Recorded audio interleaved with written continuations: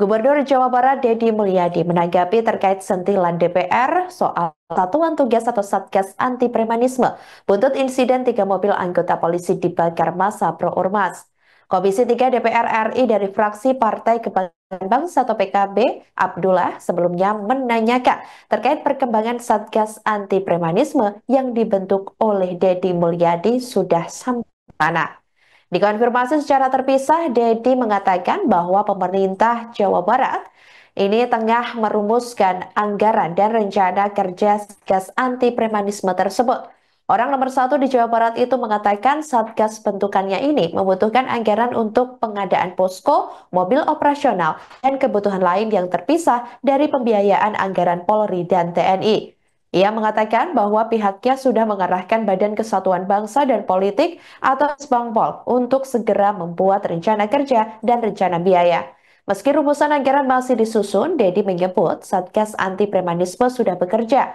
Artinya, klaim Deddy, angka pungutan liar berkedok permintaan tunjangan hari raya atau THR ke perusahaan-perusahaan jelang Lebaran 2025 lalu sudah berkurang. Dalam kesempatan yang sama, Deddy juga menanggapi kasus pembakaran mobil polisi dan pengeroyokan anggota Satreskrim Polres Depok oleh anggota organisasi masyarakat atau Ormas di Harjamukti, Cimanggis, Depok.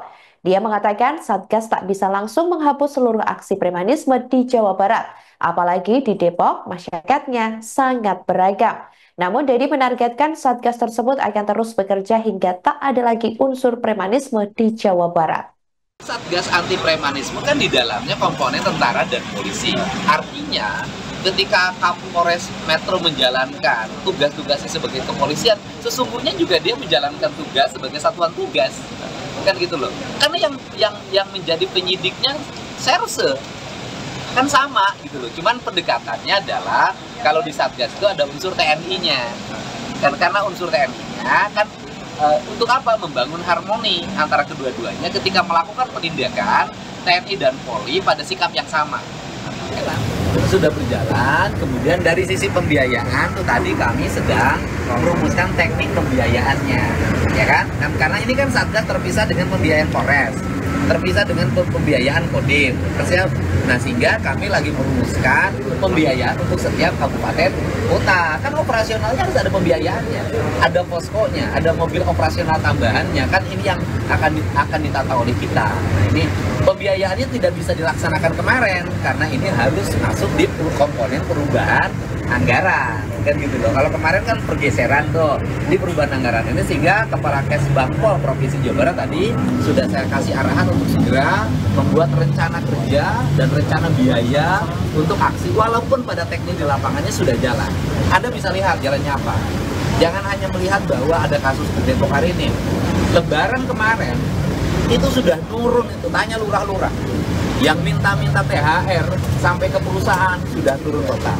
Tindakan-tindakan pemerintah, aparat sangat cepat menangani. Kasus A di Bekasi berapa orang yang ditahan, di Kota Bandung berapa, kemudian di tempat lain.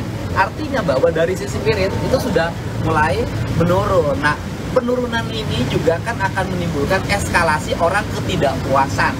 Eskalasi ketidakpuasan ini akan mencari celah untuk melakukan manuver, kan gitu kan. Saya paham yang begini. Untuk itu bahwa problem yang terjadi bukan ketidakefektifan Satgas, justru mereka lagi mencari celah ruang manuver agar menjadi eksistensi dirinya tetap diakui. Saya ada nih. Ini kan model-model gini ada. Sama dengan orang ketika teman-teman di kepolisian memahami terorisme. Kan ada Satgas terorisme, kan tetap bom tetap ada, kan tidak berarti bahwa tidak efektif. Bisa jadi kalau tidak ada Satgas terorisme, bomnya lebih gede, korbannya lebih banyak, kan gitu loh. Gitu loh. Download Tribun X sekarang, menghadirkan lokal menjadi Indonesia.